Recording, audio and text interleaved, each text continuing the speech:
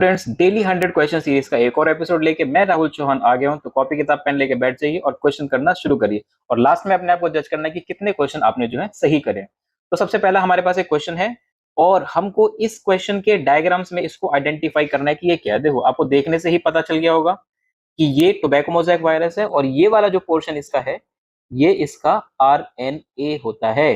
ठीक है, और ये है इसका कैप्सिड। ठीक है, कैप्सिड मतलब इसका प्रोटीन कोड। तो वायरस का प्रोटीन कोड है। इसी में से हमें देखना है कि ये चीज है क्या। तो ए मतलब है तो ये टीएमवी टोबैको मोज़ेक वायरस। ठीक है, तो आप देख लीजिए ए आरएनए है और बी कैप्सिड है। चलिए अगले क्वेश्चन की तरफ बढ़ते हैं। लिखा Archie bacteria differ from you bacteria obviously अपनी सेल वॉल की स्ट्रक्चर के बेसिस पर। देखो, आर्की बैक्टीरिया की जो सेल वॉल होती है वो काफी यूनिक होती है और वो बनी होती है टिकोइक एसिड नाम के केमिकल की वजह से, जिसकी वजह से किसी भी एक्सट्रीम कंडीशन में सरवाइव कर लेता है। और यू बैक्टीरिया की किसकी बनी होती है? ये बनी होती है पेप्टिडोग्लाइकन्स की। आपने नाम सुने होंगे एन एसिटाइल म्यूरामिक एसिड और एन एसिटाइल ग्लूकोसामाइन, नाम और नाग। तो मेन डिफरेंस इनमें सेल वॉल की स्ट्रक्चर का है। अगले क्वेश्चन की तरफ बढ़ते हैं। लिखा dicot embryo consist of. Dicot embryo के अंदर कॉटिलेडन्स होते हैं, ठीक है, प्लूम्यूल होता है, रेडिकल होता है, ठीक है। अच्छा, अब आपको लग रहा होगा कि एंडोस्पर्म क्यों नहीं काउंट किया गया। तो देखो, एंडोस्पर्म मेनली मोनोकॉट्स के अंदर होता है, सारे डाइकॉट्स के अंदर नहीं होता। कुछ ही ऐसे डाइकॉट्स हैं जिनके अंदर एंडोस्पर्म होता है, इसलिए हम यहाँ पर इसको कंसीडर नहीं कर सकते। अगेन एक मैचिंग का क्वेश्चन है। तो पेरिट्राइकस फ्लैजिला ये पाए जाते हैं ई कोलाई में। इनमें से लिविंग फॉसिल कौन है? जिंगो। जिंगो प्लांट है, जिम्नोसम, जिसको लिविंग फॉसिल कहा जाता है। और अगर ये सेम चीज एनिमल्स के लिए पूछी जाती तो एनिमल्स का लिविंग फॉसिल होता है लिम्यूलस, किंग क्रैब। ठीक है। अब है राइजोफोर। राइजोफोर लीफ लाइक स्ट्रक्चर होती है जो नीचे की तरफ हैंग कर रही होती है इन प्लांट सिलेजिनेला। एंड इस सिलेजिनेला जो है यही संजीवनी होती है। ठीक है, ये तो शायद पता ही होगा आपको। अगला है स्मॉलेस्ट फ्लावरिंग प्लांट, ये होता है वॉल्फिया। और लार्जेस्ट पेरिनियल एल्गी ये है मैक्रोसाइट्स। तो मैक्रोसाइट्स के बारे में अगर बात करें तो ये मैरीन एल्गी होती हैं। ठीक है, मैरीन कैल्प्स। तो बहुत बड़े वाले जो कैल्प्स होते हैं ना, ये वो होते हैं। कैल्प्स के ऊपर मेरे हिसाब से इस बार क्वेश्चन आ सकता है। कैल्प्स बहुत बड़े होते हैं और कैल्प्स आर मेरीन एल्गी, ये बात ध्यान रखना, मेरीन एल्गी। ठीक है, अगले क्वेश्चन की तरफ बढ़ते हैं। लिखा है which one of the following is considered important in development of seed habit. देखो, सीड हैबिट की जो डेवलपमेंट है उसका सबसे पहला प्रीकर्सर इवेंट जो था वो ये था कि जो जायगोट का डेवलपमेंट होता है या एम्ब्रियो का डेवलपमेंट जो होता है टेरिडोफाइट्स के अंदर, उनके फीमेल गैमेटोफाइट के अंदर होता है। ये इनका प्रीकर्सर इवेंट था। ठीक है, और ऐसा कब हो सकता है? जब वो हेट्रोस्पोरस होते हैं। तो मतलब दो डिफरेंट तरह के स्पोर्स ये प्रोड्यूस करते हैं, मेल और फीमेल। ये वो मेन चीज है इसकी। आगे कुछ डायग्राम दिया हुआ है। देखो, ये बहुत सिंपल, आपको पता ही है। A for antipodals, B for central cell या पोलर न्यूक्लियाई। ठीक है, और डी यहां पर एक्सेल है। अब देखो, आपको डायग्राम शायद विजिबल नहीं हो रहा होगा थोड़ा। तो ई जो है बेसिकली वो हमारे साइनर्जिड्स होंगे और एफ जो है एफ से फिलीफॉर्म अपरेटस होगा। ठीक है, ये इनकी नेमिंग है, बहुत सिंपल है, ये आप कर ही लेंगे। आगे क्वेश्चन अच्छा है बहुत। लिखा है द स्टेमन रिप्रेजेंट। स्टेमन क्या होता है? देखो, मेल गैमेटोफाइट तो नहीं होता, क्योंकि मेल गैमेटोफाइट कौन होता है? Pollen grain. गैमेटोफाइट मतलब जो गैमेट बनाएगा। अब मेल गैमेट वो सेल्स होती हैं जो पोलन ग्रेन का जनरेटिव सेल डिवाइड करके बनाएगा। यहां पर इसका एग्जांपल सही जो बैठता है वो बनता है माइक्रोस्पोरोफिल्स। ठीक है, तो माइक्रोस्पोरोफिल्स के पास होता है माइक्रोस्पोरेंजिया और इस माइक्रोस्पोरेंजिया के अंदर बनते हैं माइक्रोस्पोर्स। अगर हम कंपेयर करें टेरिडोफाइट जिम्नोस्पर्म्स वगैरह को तो ठीक है, तो जो माइक्रोस्पोरोफिल्स है ये हो जाएगा हमारा स्टेमिन। ठीक है, और सॉरी माइक्रोस्पोरोफिल, इसका जो एंथर है वो माइक्रोस्पोरेंजिया की तरह रिप्रेजेंट हो जाएगा और जो पोलन ग्रेन्स है वो माइक्रोस्पोर्स की तरह हो जाएंगे। चलिए अगले क्वेश्चन की तरफ बढ़ते हैं। लिखा है पामेटली कंपाउंड लीव्स किसमें पाई जाती है? तो पहले आपको पामेट लीव के बारे में पता होना चाहिए। इनका लेमिना जो होता है वो कुछ इस तरीके का होता है। ठीक है, मतलब कंपाउंड लीफ दो तरह की होती है। एक इस तरीके की लीफ कि भाई ये सभी एक कॉमन एक्सिस पर हैं, जैसे कि पाई जाती है नीम के अंदर, और इसको रेकिस नाम दिया जाता है। कभी भी अगर रेकिस जैसा वर्ड आए तो समझ जाना है कि नीम की बात चल रही है। पामेट क्या होता है कि सभी लीफ जो होती हैं वो एक ही एक्सिस पर होती हैं। तो अगर सारी जो लीफलेट्स हैं वो एक ही एक्सिस पर हैं तो उसको पामेट कहा जाता है, जो पाई जाती है कॉटन के अंदर। अब अगला है ओवरी इज हाफ इंफीरियर इन, ये होती है प्लम के अंदर, पीच के अंदर और रोज के अंदर। Plum, peach and rose. आगे लिखा they are usually 2 to 4 xylem and phloem patches present in. देखो 2 से 4 जो पाए जाते हैं ये पाए जाते हैं डाइकॉट की रूट में। ठीक है। अगर बात करें मोनोकॉट की तो यहाँ पे मोर देन 6 पाए जाते हैं, जिस कंडीशन को पॉलीआर्क कहा जाता है। डाइकॉट स्टेम में ये सारे के सारे ऐसे रिंग में प्रेजेंट होते हैं। और डाइकॉट रूट का तो मैंने आपको बता ही दिया। मोनोकॉट रूट के अंदर ये था, मोनोकॉट स्टेम के अंदर जो वस्कुलर बंडल होते हैं वो ऐसे स्कैटर्ड होते हैं। तो ये इनकी मेन डिफरेंस है। ठीक है। इसमें से लिखा which of the following pair is wrongly match. Grass hopper में एक्सोटाइप का सेक्स डिटर्मिनेशन होता है, ठीक है। एबीओ ब्लड ग्रुप में कोडोमिनेंस होती है, ये भी ठीक है। स्टार्च सिंथेसिस मल्टीपल एलिलिज्म, जी नहीं, ये इनकरेक्ट है। स्टार्च के अंदर आप कह सकते हो कि प्लियोट्रोपी होती है। अगर एक और ऑप्शन आप सुनना चाहते हो तो वो है इनकम्प्लीट डोमिनेंस। हंट मॉर्गन ने लिंकेज डिस्कवर करा था in plant, sorry in animal, Drosophila melanogaster. आपको ये बताना है ड्रोसोफिला ऑफ प्लांट किंगडम किसे कहा जाता है। अगर आपको इसका आंसर याद है या पता है तो फिर उसे कमेंट करना कि प्लांट किंगडम का ड्रोसोफिला किसे कहा जाएगा। अगले क्वेश्चन की तरफ बढ़ते हैं। लिखा है in a cross between male and female both heterozygous for sickle cell anaemia gene. ठीक है, सिकल सेल के लिए क्या है, ये दोनों ही हेट्रोजाइगस है, मतलब दोनों पेरेंट हेट्रोजाइगस हैं सिकल सेल एनीमिया के लिए। क्वेश्चन है what percentage of the progeny will be disease. Obvious सी बात है, सिर्फ 25%। अगले क्वेश्चन की तरफ बढ़ते हैं। देखो ये डायग्राम आपको ठीक से दिखाई नहीं पड़ रहा होगा, ठीक है, पर मैं आपको बता दूं ये डायग्राम जो है ये है हमारे टीआरएनए का। ठीक है। टीआरएनए का जो स्ट्रक्चर होता है वो कुछ इस तरीके का होता है।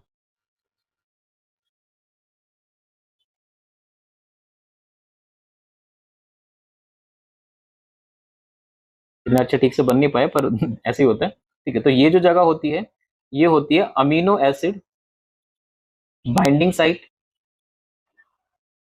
ये वाला जो हिस्सा होता है इसको एंटीकोडन लूप कहा जाता है। ये वाली जो आर्म है या फिर ये वाली जो लूप है इसको डी एच यू लूप या डी एच यू आर्म कहा जाता है। और ये वाली जो है इसका नाम होता है टी साई सी। और ये जो है ये वेरिएबल आर्म होती है। तो इस तरीके का फिगर यहाँ पर बनकर आ सकता है। वैसे ये वाला जो डायग्राम है अब एनसीईआरटी के अंदर नहीं है, अब एनसीईआरटी के अंदर दूसरा डायग्राम दिया हुआ, ये पहले वाली एनसीईआरटी के अंदर था। अगला क्वेश्चन है कि आपको इसमें से करेक्टली मैच क्या हो रहा है वो बताना है। ठीक है। ट्रिपलेट कोडॉन, देखा जाए तो ठीक है क्योंकि सारे ही कोडॉन जो होते हैं वो ट्रिपलेट्स होते हैं। अगला है ओकाजाकी फ्रेगमेंट्स एंड स्प्लाइसिंग। ऐसा नहीं होता, ओकाजाकी जो फ्रेगमेंट होते हैं ये बनते हैं जब डीएनए की फॉर्मेशन हो रही होती है, रेप्लिकेशन हो रही होती है। ठीक है। और स्प्लाइसिंग तब होता है जब आरएनए की प्रोसेसिंग हो रही होती है। आरएनए पॉलीमरेज और आरएनए के प्राइमर्स ये भी अलग अलग है। आरएनए के प्राइमर्स डीएनए के रेप्लिकेशन के दौरान हो रहे होते हैं। अब यहाँ पे अगला ऑप्शन है हमारा सेंट्रल डॉगमा। देखो अगर हमारे पास ये क्वेश्चन थोड़ा सा एम्बिगियस है कि सेंट्रल डॉगमा में होता है डीएनए, डीएनए से बनता है आरएनए, और आरएनए से जो प्रोटीन बन रहा होता है उस समय पर ये कोडॉन्स इन्वॉल्व होते हैं। अगर हम इन दोनों में से थोड़ा सही मान सकते हैं तो भाई इसी को मानना पड़ेगा। इसके अंदर देखो अगर हम गलती निकालना चाहें, अगर नहीं निकालनी तो कोई इश्यू नहीं, पर अगर निकालें तो ट्रिपलेट जो वर्ड है ना ये तो एक रैंडम वर्ड है कि कोई चीज 3 है। हाँ ये बात अलग है कोडॉन भी 3 है। तो ये एक ऐसा जो क्वेश्चन है ये हर बार क्या होता है एक एम्बिगिटी क्रिएट कर देता है कि भाई इसका कौन सा ऑप्शन लगाया जाए। कई बार क्या होता है इसके दोनों में ही ऑप्शन ठीक होता है, अगर आपने ए लगाया तो भी ठीक, सी लगाया तो भी ठीक। और कई बार क्या होता है इसका वही ऑप्शन चूज किया जाता है जो उन्होंने अपनी आंसर की में डाला होगा। ऐसे क्वेश्चन आने के बहुत चांसेस होते हैं। ऐसे क्वेश्चन मैंने भी अपने मतलब शॉर्ट वीडियो के अंदर डाला हुआ है यूट्यूब पे भी और इंस्टाग्राम पे भी, आप जाओ तो वहां पे जाकर चेक कर सकते हो। अगले क्वेश्चन की तरफ बढ़ते हैं। लिखा which of the following pair of organelle does not contains DNA. इनमें से किसके पास डीएनए नहीं होता। देखो इन दोनों में क्लोरोप्लास्ट के पास होता है इन दोनों में माइटोकॉन्ड्रिया के पास होता है। आगे है न्यूक्लियर एनवेलोप और माइटोकॉन्ड्रिया। तो न्यूक्लियर एनवेलप का मतलब देखा जाए तो पूरा न्यूक्लियस ही काउंट हो जाएगा इसमें तो। और इधर है लाइसोसोम और वैक्यूल। ठीक है, वैसे अगर न्यूक्लियर एनवेलप को हम छोड़ दे तो माइटोकॉन्ड्रिया के पास स्टिल है। इसमें लिखा दोनों में नहीं होना चाहिए, तो ये आंसर आते हैं हमारे लाइसोसोम में। अब एक एम्बिगस क्वेश्चन मैं आपसे पूछ रहा हूँ, जिसकी वजह से वैसे भी इंस्टाग्राम पे बहुत ज्यादा नेगेटिव कमेंट मुझे आए थे, बट फिर भी मैं आपके साथ डिस्कस करता हूँ कि सबसे ज्यादा नंबर ऑफ डीएनए मॉलिक्यूल किसी इंडिविजुअल ऑर्गेनेल की अगर पूछा जाए तो उसका आंसर हमेशा क्लोरोप्लास्ट होता है। ठीक है, एक क्लोरोप्लास्ट के अंदर मैक्सिमम 100 तक डीएनए मॉलिक्यूल हो सकते हैं, पर किसी माइटोकॉन्ड्रिया के पास माइटोकॉन्ड्रियन में मैक्सिमम 10 या 20 कोडॉन होते हैं, सॉरी डीएनए मॉलिक्यूल्स होते हैं। पर अगर हम बात करें नंबर ऑफ सेल, मतलब किसी सेल में कितने सारे हो सकते हैं, तो एक सेल में माइटोकॉन्ड्रिया के नंबर ज्यादा होते हैं। तो क्वेश्चन की फ्रेमिंग कैसी की गई है वो बहुत ज्यादा इंपॉर्टेंट होता है। ठीक है, चलिए अगले क्वेश्चन की तरफ बढ़ते हैं। लिखा है which of the following is not a feature of plasmid, इनमें से कौन प्लाज्मिड का फीचर नहीं होता। प्लाज्मिड जो होते हैं ये एक्स्ट्रा क्रोमोसोमल सर्कुलर डीएनए होते हैं जिनके पास इंडिपेंडेंट रेप्लिकेशन की एबिलिटी होती है। ठीक है, तो देखते हैं, ट्रांसफरेबल बिल्कुल है, इंडिपेंडेंट रेप्लिकेशन बिल्कुल है, सर्कुलर स्ट्रक्चर बिल्कुल है, तो जो नहीं है वो है सिंगल स्ट्रैंडेड। ठीक है, ये फीचर प्लाज्मिड का नहीं होता। अगला क्वेश्चन है a condition that occurs when immune system mistakenly attack and destroy the healthy tissue. अगर हमारी इम्यून सेल्स जो है वो हमारे ही टिश्यू को क्या करने लग जाए, डिस्ट्रॉय करने लग जाए, तो इस कंडीशन को कहा जाता है ऑटो इम्यूनिटी। ठीक है, इम्यूनाइजेशन आपको पता है भाई, इम्यूनिटी डेवलप करना। इम्यून डेफिशिएंसी जिसमें इम्यूनिटी हमारी खत्म हो चुकी है, ऐसी दो बीमारियां हमको सिलेबस में दी गई हैं, SCID, AIDS। ये तो एड्स से आपने पढ़ा होगा। आई गेस आपको ये भी पता होगा SCID क्या होता है। SCID होता है सीवियर कंबाइंड इम्यून डेफिशिएंसी, जिसका एक एग्जांपल ADA डेफिशिएंसी आपने बायोटेक वाले चैप्टर के अंदर पढ़ा है। अब एनसीईआरटी में डायरेक्टली SCID नहीं दिया हुआ है, पर एग्जाम्पलर में इसके दो दो क्वेश्चन दिए हुए हैं SCID के। ठीक है, और एलर्जी एक हाइपर सेंसिटिविटी है इम्यून सिस्टम की। अगला cocaine is a stimulant which may cause addiction. ठीक है, ये एक एल्कोलॉइड है, और ऑप्टेन कहां से किया जाता है, कोकीन ऑप्टेन किया जाता है एरिथ्रोजाइलस कोका से। आप मुझे बताओ रॉ वोल्फिया से क्या ऑप्टेन किया जाता है, इसका तो पता ही होगा, पेपावर सोमनीफेरम। इससे एक और ड्रग या केमिकल यूज किया जाता है जिसको रेजरपाइन कहा जाता है। ठीक है, पेपावर से आपको पता ही है स्मैक, हेरोइन, ये सब निकाले जाते हैं। क्या आपको पता है यूकेलिप्टस से क्या निकाला जाता है, अगर पता है तो उसका आंसर कमेंट करो। अगले क्वेश्चन की तरफ बढ़ते हैं। लिखा है in telophase of mitosis mitotic spindle break हो जाते हैं, न्यूक्लियर मेम्ब्रेन फॉर्म हो जाती है, और ये किसके अपोजिट होता है। देखो ये सारा का सारा अपोजिट होता है प्रोफेज के। प्रोफेज में जो माइटोटिक स्पिंडल है वो असेंबल होते हैं, न्यूक्लियर मेम्ब्रेन धीरे धीरे डिसइंटीग्रेट होती है। ठीक है, तो ये दोनों एक दूसरे के अपोजिट फेज होते हैं।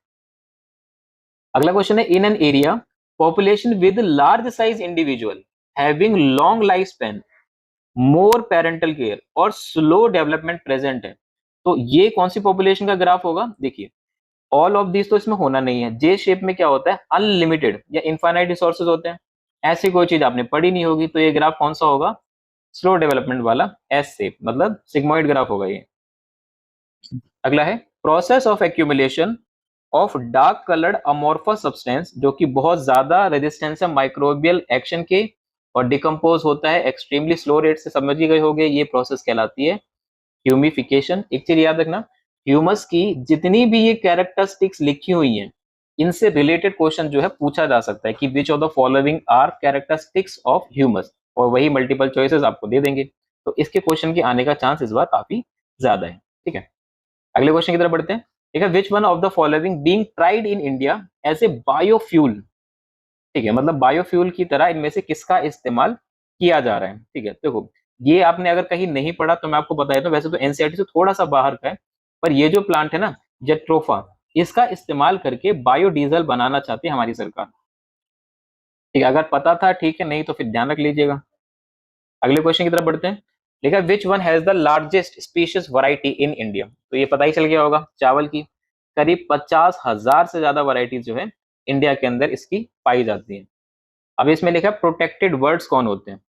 देखो प्रोटेक्टेड वर्ड्स में पैगो क्रिस्टेटस होता है हमारा मोर, ऑब्वियस है राष्ट्र पक्षी तो बचाया जाएगा। अब ये कोरियोट्स है ना, ये भी एक पक्षी है। ठीक है, तो वैसे प्रोटेक्टेड तो ये दोनों ही किए गए हैं, ठीक है, प्रोटेक्टेड जो है ये दोनों ही किए गए हैं। वैसे अगर आप चाहो तो इसको एक बार गूगल करके देख सकते हो, आपको समझ में आ जाएगा कौन सा पक्षी, मतलब एकदम कॉमन नहीं है, थोड़ा रेयर पक्षी है ये। अगले क्वेश्चन की तरफ बढ़ते हैं। लिखा है species which suffer near extinction, ठीक है, मतलब कोई सी स्पीशीज जो लगभग खत्म होने वाली थी, from ingesting carrion of diclofenac treated with cattle. देखो अब ये कैटल है, कैटल को किसी केमिकल से या किसी मेडिसिन से ट्रीट किया गया होगा, तो ऑब्वियसली इस कैटल के अंदर ये मेडिसिन या ये केमिकल बचा होगा। अब अगर एक कैटल है तो इसको कौन खा सकता है? एक कैटल को यूजुअली कौन खा सकता है? मतलब जिंदा कैटल तो नहीं कोई खा रहा, पर एक मरी हुई कैटल को ये जो वल्चर्स हैं ये खा लेते हैं। तो इनकी वजह से इसके अंदर ये केमिकल आ जाता है। आपको पता होगा प्रोसेस होती है बायो मैग्निफिकेशन, जिससे केमिकल्स का जो है सक्सेसिव ट्रॉफिक लेवल में काफी इंक्रीमेंट हो जाता है। तो इसका जो आंसर है वो ये है, और इसके बाद एक्चुअली यही हुआ था। अगले क्वेश्चन की तरफ बढ़ते हैं। In which phase of the cell cycle chromosomes inactive होते हैं, कंडेंस होते हैं और एमआरएनए के अंदर ट्रांसक्राइब नहीं होते? काफी अच्छा क्वेश्चन है, जरा सोच के बोलना है इसका आंसर कि किस स्टेज में क्रोमोसोम एक्चुअली क्या है, इनएक्टिव है, कंडेंस्ड है, और वो आरएनए या कुछ भी चीज वहां पर नहीं बना रहे। ठीक है, देखो यहां पर डीएनए एक्टिव होता है, डीएनए की रेप्लिकेशन हो रही होती है। यहाँ आपको पता है प्रोटीन फॉर रेप्लिकेशन बन रहे होते हैं। यहाँ पर भी सेल मेटाबॉलिकली एक्टिव होती है। तो क्रोमोसोम्स का कंडेंसेशन कहाँ हो रहा होता है? उसके एम फेज के अंदर। ठीक है, अगले क्वेश्चन की तरफ बढ़ते हैं। लिखा है in which phase of mitosis chromosome are arranged at equator. भाई तो बहुत सिंपल क्वेश्चन है, पता ही होगा आपको। चलिए अगले क्वेश्चन की तरफ बढ़ते हैं। अगले क्वेश्चन की तरफ बढ़ते हैं। अगला क्वेश्चन हमारा है which of the following statement is correct for photosynthesis regarding light. Light के रिगार्डिंग जो फोटोसिंथेसिस हो रहा है उसमें कौन कौन सी प्रोसेस जो है वो ठीक है। तो हम बात करते हैं सबसे पहली, there is linear relationship between incident light and carbon dioxide fixation at low intensity. देखो लो इंटेंसिटी पर इनका रिलेशन सच में ही लीनियर होता है, तो पहला स्टेटमेंट जो है वो ठीक है। नेक्स्ट है at high light intensity rate does not show further increase as other factor are limiting. Obvious सी बात है, अगर बाकी फैक्टर लिमिटिंग है, CO2 वगैरह है ही नहीं, तो लाइट कितनी भी बढ़ जाए उससे कोई खास फर्क नहीं पड़ने वाला। अगला है लाइट सैचुरेशन अकर्स एट 10%, बिल्कुल ठीक, except for plant shade in dense forest. हाँ हाँ, ये बिल्कुल ठीक स्टेटमेंट लिखी हुई है। अगला लिखा है increase in incident light beyond a point cause breakdown of chlorophyll, बिल्कुल सही, इसका फोटो ऑक्सीडेशन हो सकता है, रेट ऑफ फोटोसिंथेसिस खत्म हो सकती है। अभी तक सारी स्टेटमेंट सही है इसकी। अगला लिखा है when light intensity increases then first rate of photosynthesis increases then it become constant. Obvious सी बात है कि लाइट इंटेंसिटी बढ़ेगी तो ये भी बढ़ेगा, पर एक टाइम पर आकर ये कांस्टेंट हो जाएगा। क्यों? क्योंकि CO2 क्या है, इनका लिमिटिंग फैक्टर होता है। तो यहाँ पर ये सारी ही स्टेटमेंट्स एकदम सही हैं। अगले क्वेश्चन की तरफ बढ़ते हैं। लिखा है इन C4 pathway C4 photosynthesis carbon dioxide fixation occurs in chloroplast of, तो बहुत सिंपल है, इनिशियल जो फिक्सेशन होता है वो मीसोफिल में होता है, उसके बाद इसके बगल की जो बंडल शीट सेल होती है यहाँ पर ही पूरा फिक्सेशन हो रहा होता है। ठीक है, अगले क्वेश्चन की तरफ बढ़ते हैं। हमको एब्जॉर्प्शन स्पेक्ट्रम और एक्शन स्पेक्ट्रम दिए हुए हैं। चलिए क्वेश्चन की डेफिनेशंस पढ़ते हैं इनकी। सबसे पहले लिखा है कि action spectrum shows graphical representation of amount of light of different wavelength. तो पहले स्टेटमेंट में जो गलती है वो अमाउंट ऑफ लाइट नहीं होता। ठीक है, अमाउंट ऑफ लाइट यहाँ पर नहीं होता है। देखो ये अमाउंट ऑफ लाइट पे नहीं, डिफरेंट वेवलेंथ्स के ऊपर बता रहा होता है। ठीक है, अगले क्वेश्चन की तरफ बढ़ते हैं। लिखा है absorption spectrum depicts relative rate of photosynthesis. देखो रेट ऑफ फोटोसिंथेसिस पहली बात एब्जॉर्प्शन स्पेक्ट्रम नहीं बताता, ये बताता है एक्शन स्पेक्ट्रम। ठीक है, अगला है action spectrum correspond closely to absorption of spectrum of chlorophyll A, बिल्कुल ठीक। नेक्स्ट है green light falling in the range of wavelength 500 से 580 नैनोमीटर मोस्ट इफेक्टिव होती है। जी नहीं, ग्रीन लाइट जो होती है ना वो सबसे कम इफेक्टिव होती है। तो ऑप्शन ए करेक्ट है? नहीं। डी करेक्ट है? नहीं। सी करेक्ट है? जी हाँ, सी ही ऑप्शन इसका करेक्ट है। चलिए अगले क्वेश्चन की बात करते हैं। लिखा सिलेक्ट द करेक्ट स्टेटमेंट। इनमें से करेक्ट स्टेटमेंट कौन सी है? तो पहली स्टेटमेंट हम पढ़ते हैं। लिखा फोटो रेस्पिरेशन यूजफुल प्रोसेस। भाई फोटो रेस्पिरेशन जो होती है ना, ये एक वेस्टफुल प्रोसेस होती है। क्यों? ना तो एटीपी बनता और ना ही कोई ग्लूकोज या कार्बोहाइड्रेट बनता, कुछ तो बनता नहीं है इसमें। आगे लिखा फोटो रेस्पिरेशन अकर इन C4 प्लांट्स, नहीं ये C3 में होती है, C4 में नहीं होती। आप कहते हैं C3 plants are efficient than C4 plants, ये भी गलत है, ये ज्यादा एफिशिएंट होते हैं। तो नन ऑफ दीज इसकी सही स्टेटमेंट है, मतलब ऑप्शन डी इनका करेक्ट है। आगे है old tree obtain oxygen from, देखो जो ये तो सबसे ही कर लेते हैं, मतलब पहले ऑप्शन में ऑल ऑफ दीज लिख दिया यहाँ पे। चलो कोई नहीं, हो गया होगा। तो ऑल ऑफ दीज सबसे कर लेते हैं ये। अगला क्वेश्चन है which one of the following is not an effect of gibberellin. देखो जिब्रेलिन डोरमेंसी तो इंड्यूस नहीं करता, बल्कि ये ब्रेक करने में हेल्प करता, बाकी सारे काम तो करता ही होगा। अगले क्वेश्चन पर आते हैं। लिखा बायोलॉजिकल नेम ऑफ मैंगो, भाई बहुत सिंपल, आपको पता ही होगा कि इसका नाम क्या है, मैग्नीफेरा इंडिका। लिखा which of the following organisms are known as chief producer in oceans, पता ही होगा आपको, diatoms are chief producer in ocean. ठीक है, बाकियों के बारे में भी पता होना चाहिए। राइनोफ्लैजेलेट्स के पास दो फ्लैजिला होते हैं, और सबसे इंपॉर्टेंट जो बात है इनकी, वो ये होता है कि जो रेड टाइड आते हैं वो इनकी वजह से आते हैं। यूग्लिनोइड्स के पास दो फ्लैजिला होते हैं, बट एक छोटा और एक बड़ा होता है। सेल वॉल इनके पास नहीं होती, उसकी जगह एक पेलिकल प्रोटीन की लेयर होती है जो इनको फ्लेक्सिबिलिटी प्रोवाइड कराती है। दिन में ऑटोट्रॉफ होते हैं, रात में हेटरोट्रॉफ होते हैं। साइनोबैक्टीरिया ब्लूविन एल्गो को कहा जाता है, ये नाइट्रोजन फिक्सेशन का काम करते हैं। अब लिखा है which of the following are source of agar, agar जो है ये निकलता है ग्रेसिलेरिया से और जेलीडियम दोनों से। अब अगार का यूज आपको पता होगा माइक्रोबियल प्रिपरेशन में, आइसक्रीम जेलीज वगैरह बनाने में। ठीक है, सॉल्ट ब्रिज के अंदर भी ये डाला जाता है।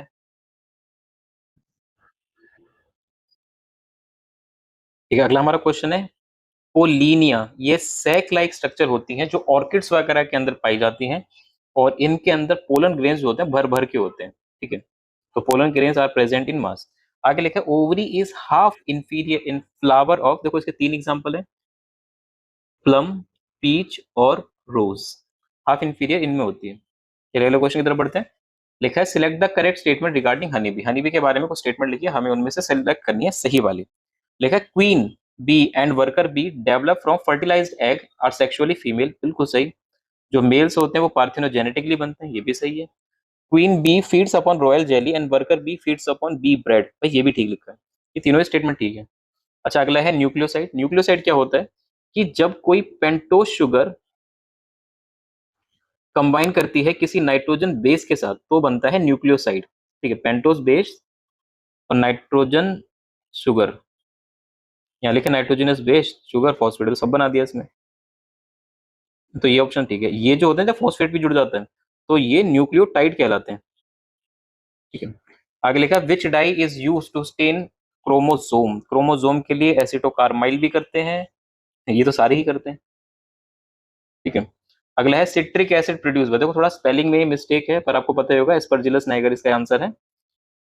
अगला है mitochondria supply most of its necessary biological energy through, obvious सी बात है, आपको पता ही है इसका आंसर क्या है, माइटोकॉन्ड्रिया के अंदर एक्चुअली क्या हो रहा होता है। ठीक है, टीसी साइकिल के थ्रू हो रहा होता है। अच्छा आपको ये पता नहीं सबस्ट्रेट लेवल फॉस्फोराइलेशन कितनी बार होता है, ये वैसे एक साइकिल में एक ही बार होता है, पता ही होगा आपको। अगला है स्टेप्टोमाइसिस, स्पेलिंग मिस्टेक है, रिमोसस होता है ये। इससे कौन सी एंटीबायोटिक निकलती है, टेरामाइसिन, वैसे ये नहीं है एनसीईआरटी में, आप चाहो तो इसको ऑप्ट कर सकते हो। ठीक है, अगला है an inverted pyramid of dash may occasionally be observed in dash community. ठीक है, देखो इन्वर्टेड पिरामिड आपको पता ही है बायोमास का होता है, कहाँ पर, मेरीन के अंदर। ठीक है, अगले क्वेश्चन की तरफ बढ़ते हैं। इथाइलिन क्या बढ़ाता है, इथाइलिन रेट ऑफ रेस्पिरेशन बढ़ाता है राइपनिंग ऑफ फूड की, जिसको रेस्पिरेटरी क्लाइमैक्टिक कहा जाता है। अगला क्वेश्चन है which one of the following pair is not correctly match, देखो जिब्रेलिक एसिड कभी भी लीफ फॉल नहीं करवाते। ठीक है, तो यही इनमें से है जो करेक्टली मैच नहीं है। अगला है first product of CO2 fixation in hatch and slag या C4 साइकिल इन प्लांट, ये कौन सा होता है, पहला स्टेबल प्रोडक्ट। तो पहला स्टेबल प्रोडक्ट जो होता है वो आपको ये तो पता चल गया कि भाई मिजोफिल सेल के अंदर बनता है। ठीक है, अब इन ऑप्शंस में से चेक करो कौन कौन से सही लिखा है। पहले लिखा formation of phosphoglyceric acid in mesophyll या oxaloacetic acid by carboxylation of phosphoenolpyruvate in bundle sheath cell, देखो बंडल शीथ सेल तो नीचे होती है। अगला है oxaloacetic acid in mesophyll cell या formation of bundle sheath cell, तो इसका आंसर है oxaloacetic acid in mesophyll cell. ठीक है, अगले क्वेश्चन की तरफ बढ़ते हैं। हाँ, तो vector host for sleeping sickness. Sleeping sickness जिसकी वजह से होती है, मतलब उसका वेक्टर क्या है? वैसे इसका वेक्टर है सीसी फ्लाई, आपको नाम से ही पता चल गया हो। ये पता तो है ना, स्लीपिंग सिकनेस करता कौन है? ट्राइपैनोसोमा। सही, बढ़िया। अगले क्वेश्चन की तरफ बढ़ते हैं। Which one of the is common for amphioxus, frog, sea horse and crocodile? इन सब में ये सब के लिए क्या कॉमन है? ठीक है, एक कॉमन फीचर इन सब के अंदर है, वो है ये फेरेंजियल गिल स्लिट। ठीक है, अगले क्वेश्चन की तरफ बढ़ते हैं। लिखा है स्केल्स आर फाउंड इन, देखो ये दोनों में पाए जाते हैं, रेप्टाइल्स में भी होते हैं और फिशेस में भी होते हैं। नर्वस सिस्टम नॉट फाउंड है, देखो कितना अजीब ही क्वेश्चन है, तो बिल्कुल टेंडेंस में नहीं होता है ये। ठीक है, pseudopodia of amoeba, pseudopodia amoeba में लोकोमोशन देते हैं, तो इधर इसको लोकोमोशन दे रहे हैं, सिमिलर है। ऑक्सीजन डिसोसिएशन कर्व जो होता है वो किसके बीच में प्लॉट किया जाता है? ये पार्शियल प्रेशर ऑक्सीजन और percent saturation of haemoglobin with oxygen के बीच में प्लॉट किया जाता है। अगला क्वेश्चन है, which of the following primarily responsible for regulation of respiration? इनमें से रेगुलेशन और रेस्पिरेशन मेनली जो करता है वो मेड्यूला। कौन न्यूमोटेक्सिक सेंटर को कंट्रोल कर रहा होता है? आगे लिखा है कि भाई टाइडल वॉल्यूम जो है वो 500 ml है, और एक्सपिरेटरी रिजर्व वॉल्यूम जो है वो 1000 ml है। एक्सपिरेटरी कैपेसिटी क्या होगी? सिंपल, दोनों को ऐड कर दो, आ जाएगी। अगला है, आपको कई सारी स्टेटमेंट दी हुई है, करेक्ट बतानी है। Hydrogen ion release from carbonic acid combined with haemoglobin to form haemoglobinic acid, बिल्कुल सही है, ऐसा होता है। ऑक्सीग्लोबिन जो है वो एल्कलाइन होता है, नहीं, ये एसिडिक होता है थोड़ा सा। 70% of carbon dioxide transfer from tissue to lungs in the form of carbamino compounding. 70% transport होती है एज अ बाइकार्बोनेट आयन, 20 से 25% इस फॉर्म में ट्रांसफर होती है। Healthy person haemoglobin contain more than 25, नहीं, 12 से 16 ग्राम की वैल्यू ये होती है, तो सिर्फ पहली स्टेटमेंट ही इसमें सही है। ठीक है, अगला है, large portion of oxygen is left unused in human blood even after Uptake by body tissue. ऐसा इसलिए होता है ताकि वो रिजर्व रह सके एक्टिविटीज के लिए। अगला क्वेश्चन है, in which of the following stage blastocoel is formed? Blastocoel बनती है ब्लास्टुला के अंदर। आगे, in which stage of menstrual cycle corpus luteum can be seen in ovary? Obvious सी बात है, ओवुलेशन के बाद जब ल्यूटियल फेज चलता है। आगे लिखा है, when there is no fertilization, fertilization नहीं होगा, कॉर्पस ल्यूटियम प्रोजेस्टेरोन सिक्रीट नहीं करेगा और एंडली हट जाएगा, डिजेनरेट हो जाएगा। अच्छा, एब्सेंस ही लिखा है ना, हाँ एब्सेंस में लिखा है। आगे, विच of the following approach does not give a defined action of contraceptive? चलिए ये करके पढ़ते हैं। लिखा, जो हार्मोनल कॉन्ट्रासेप्टिव पिल होती हैं वो स्पर्म की एंट्री को रोकती हैं, ओवुलेशन रोकती हैं, फर्टिलाइजेशन रोकती हैं, बिल्कुल सही। आगे लिखा, वेसेक्टोमी प्रिवेंट करती है स्पर्मेटोजेनेसिस, नहीं, ये स्पर्म के फॉर्मेशन को नहीं, ट्रांसपोर्ट को ब्लॉक करते हैं, ठीक है, फॉर्मेशन को नहीं करती। बाकी ये ठीक लिखे हुए सारे। लिखा है, one could be free of STD infection by which of the following principle? मतलब क्या यूज करने से एसटीडी को रोका जा सकता है? Always use condom, multiple partner, unknown partners को अवॉइड किया जाए, और डाउट हो तो डॉक्टर से संपर्क किया जाए। इन तरीकों से इन सब से बचा जा सकता है। खैर, मानने वाला तो कोई है नहीं। चलिए आगे देखते हैं। ठीक है, ऑन्टोजेनी रिपीट्स फाइलोजेनी, ये अर्नस्ट हैकेल ने बताया था इन थ्योरी ऑफ रिकैपिचुलेशन, जिसको बाद में डिस्प्रूव वॉन बियर ने किया था। चलिए अगला क्वेश्चन, भाई ये बहुत इंपॉर्टेंट लग रहा है देखने में, मुझे ऐसा लग रहा है कि 99% इस तरीके का क्वेश्चन आने की सर पूरी पूरी संभावना है। ये एनसीईआरटी की वो लाइन से उठ कर आया जो यूजुअली बच्चे क्या करते हैं, इग्नोर मार देते हैं। चलिए देखते हैं इसमें लिखा क्या है। इन evolution the studies can be made at molecular level, ठीक है, for example the protein present in blood of man and appear similar। चलिए, the base sequence in nucleic acid and amino acid sequence in protein are related organism is alike। तो ये किस चीज को mainly represent करते हैं? देखो, ये रिप्रेजेंट करते हैं मॉलिक्यूलर एनालॉजी को, ठीक है, मॉलिक्यूलर एनालॉजी। चलिए अगली तरफ देखते हैं। लिखा है, which one of the following is removed from our lungs? हमारे लंग्स इनमें से किसको रिमूव करते हैं? हमारे लंग्स रिमूव करते हैं कार्बन डाइऑक्साइड और वाटर दोनों को। Glomerular capsule and convoluted tubule, ये कहां पर होते हैं? ये देखो ग्लोमेरुलस जो होता है और ये जो पीसीटी वगैरह होते हैं, ये दोनों के दोनों जो है कॉर्टेक्स वाले हिस्से के अंदर ही होते हैं। अगर लिखा ग्लोमेरुलर फिल्ट्रेट कंसिस्ट ऑफ, उसमें क्या क्या होता है देखते हैं। यूरिया होता है, सोडियम क्लोराइड होता है, फाइब्रिनोजेंस क्लॉटिंग फैक्टर है नहीं, urea glucose salt water protein ये नहीं, ऑक्सीटोसिन कैल्सिटोनिन ये भी नहीं, urea glucose salt and water ये इसके अंदर होते हैं मेनली। ठीक है, आगे select the correct function of vertebral column. Support करता है हेड को बिल्कुल, स्पाइनल कॉर्ड को प्रोटेक्ट करता है, सरफेस अटैचमेंट ये सभी प्रोवाइड कराता है। नंबर ऑफ सर्वाइकल वर्टिब्रा 7 होती है, पहली का नाम है एटलस और दूसरी कहलाती है एक्सिस। मस्कुलर डिस्ट्रॉफी एक जेनेटिक डिसऑर्डर है। ठीक है, अच्छा ऑटो इम्यून डिसऑर्डर में एक नाम याद रखना जिसका नाम है मायस्थीनिया ग्रेविस। ठीक है, ये नाम इंपॉर्टेंट है, इस बार इसके ऊपर क्वेश्चन पूछा जा सकता है। ठीक है, ठीक है, third and fourth ventricle remains connected with, देखो ये है नहीं, आप इसको ऑप्ट कर सकते हैं। लिखा है neurotransmitter which is not a stimulator, इनमें से कौन सा न्यूरोट्रांसमीटर जो स्टिमुलेटर, देखो न्यूरोट्रांसमीटर जो स्टिमुलेटर नहीं है इनमें से, देखो एसिटाइल कोलाइन करता है, सेरोटोनिन भी, डोपामाइन भी, इसमें जो अगर स्टिमुलेटर की तरह काम नहीं करेगा वो ये वाला होगा। बाकी ये क्वेश्चन जैसे थोड़ा सा आउट ही लग रहा है कि इतना आई गेस एनसीईआरटी में नहीं दिया हुआ है। ठीक है, आगे लिखा है if a person has lost memory in an accident, अगर किसी इंसान की मेमोरी लॉस हो जाए तो कौन सा पार्ट है जो इंजर्ड हुआ होगा? देखो मेमोरी वाला जो पोर्शन होता है हमारा वो सेरेब्रम के अंदर होता है, तो यही इंजर्ड हुआ होगा।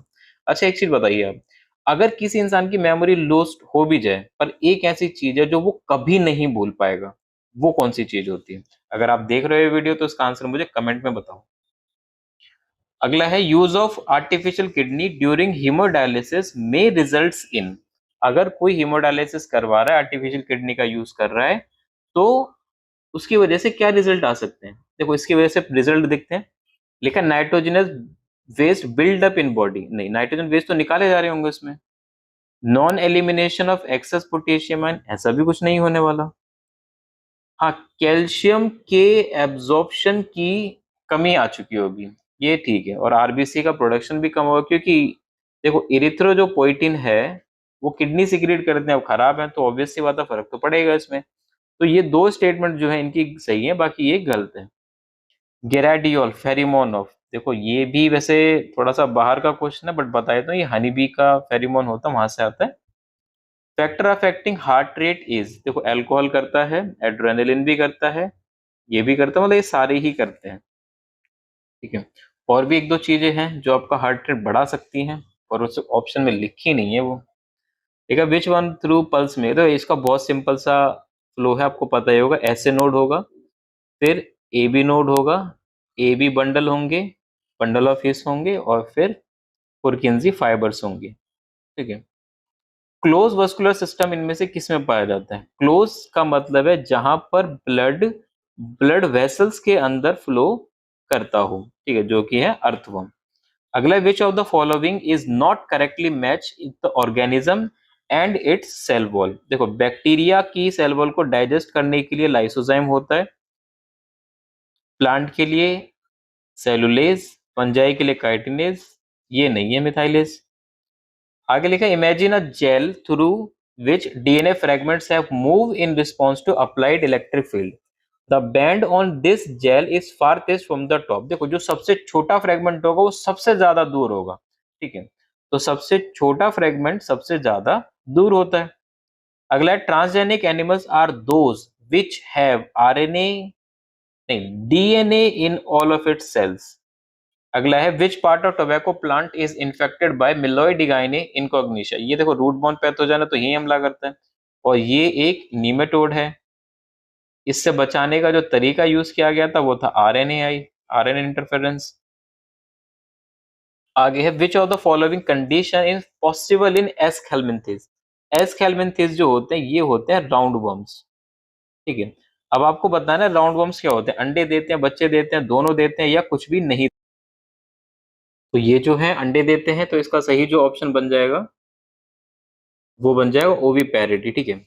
आगे जो हिस्टामाइन सिक्रेटिंग सेल्स होती है, नाम तो पता ही होगा, मास्ट सेल्स, ये कहाँ पाई जाती है? मास्ट सेल पाई जाती है हमारे कनेक्टिव टिश्यू के अंदर, ठीक है। मास्ट सेल जो होती है हमारे कनेक्टिव टिश्यू के अंदर पाई जाती है, ठीक है। एलर्जी से भी यही सेल एसोसिएट होते हैं, यही केमिकल है जो एलर्जी में भी इन्वॉल्व होता है। और एंटी हिस्टामाइन एलर्जी की एक अच्छी खासी ट्रीटमेंट होती है, ठीक है। अब रीनल पोर्टल सिस्टम किसमें नहीं पाया जाता? रीनल पोर्टल सिस्टम जो है बर्ड्स में और मैमल्स में नहीं पाया जाता। आगे, name the pulmonary disease in which alveolar surface area involve in gases exchange is reduce due to damage in alveolar wall. और ये होता किस वजह से है? ये होता है बहुत ज्यादा सिगरेट स्मोकिंग की वजह से। तो कोई करते हैं तो छोड़ दीजिए, वरना एम्फीसेमा से ग्रसित हो जाएंगे। चलिए अगला क्वेश्चन है। देखो, आप फिगर तो ठीक से नहीं दिख पा रहा होगा, ठीक है। अगर दिख पा रहा तो वेल एंड गुड, वरना मैं आपको इसके मिल्क फ्लो की बहुत सिंपल सी ट्रिक बता देता हूँ। ये ट्रिक है अम्मा लाई नहीं, ठीक है। एम्पुला, मेमोरी टिब्यूल, डक्ट, ठीक है। और फिर ये लेक्टिफेरस डक्ट होता है, फिर लास्ट में निप्पल आ जाते हैं, ठीक है। तो मैं एक बार आपको इसको प्रॉपर बता देता हूँ। अम्मा लाई नहीं, लेक्टिफेरस डक्ट होती है, ये निप्पल होते हैं, ये ब्रॉड वाला एम्प्यूला होता है, ठीक है। अब यहाँ पर आना, यहाँ सबसे पहली होती है आपको एल्विलाई। कंफ्यूजन जो क्रिएट हो सकते हैं वो यहाँ हो सकते हैं कि पहले क्या होता है। पहले मेमोरी लोब्स होते हैं और फिर मेमोरी डक्ट्स होती हैं, ठीक है। पहले मेमोरी लोब्स होते हैं और फिर मेमोरी डक्ट होती है। इस तरीके से जो है आप इसका आंसर जो है करेक्टली कर सकते हो। अगले क्वेश्चन की तरफ बढ़ते हैं। लिखा है select the statement regarding IUD. In India, use of IUD is one of the most accepted method of contraception these days, ठीक है। Are metal object inserted in uterus? Why? ठीक है, ये तो सारी ऑप्शंस ठीक है। चलिए आगे लिखा है, एक इमेज गिवन है, chromosome 3 and 6 of men A and chimpanzee B. Result of DNA man is closely related to that of apes. This study provides which type of evidence of evolution? ठीक है, ये एक मॉलिक्यूलर एविडेंस यहाँ पर show होता है, क्योंकि DNA के साथ कंपैरेटिबिलिटी यहाँ पर मैच की जा रही है। अगला है liquid which collect in the cavity of woman capsule. Woman capsule के अंदर जो लिक्विड कलेक्ट होता है उसके अंदर क्या होता है? उसके अंदर प्लाज्मा होता है, पर कोई क्लॉटिंग फैक्टर इसके अंदर नहीं होता, ठीक है। अभी मसल कॉन्ट्रैक्शन की बात करते हैं। चलिए, लिखा है the diagram represent 3 different condition of sliding filament theory, ठीक है। देखो, स्लाइडिंग फिलामेंट थ्योरी के अंदर ये डायग्राम आपको शायद ठीक से आई गेस दिख नहीं पा रहा होगा, ठीक है। बाकी आपको पता ही है क्या होता है डायग्राम के अंदर। जब मसल कॉन्ट्रैक्ट करती है तो एच जो जोन होता है वो गायब हो जाता है, बैंड सिकुड़ जाते हैं और बाद में फिर वो हो जाते हैं, ठीक है। अगला क्वेश्चन है एसोसिएटेड एरिया ऑफ ब्रेन। ये ना तो सेंसरी होते हैं और ना ही मोटर होते हैं,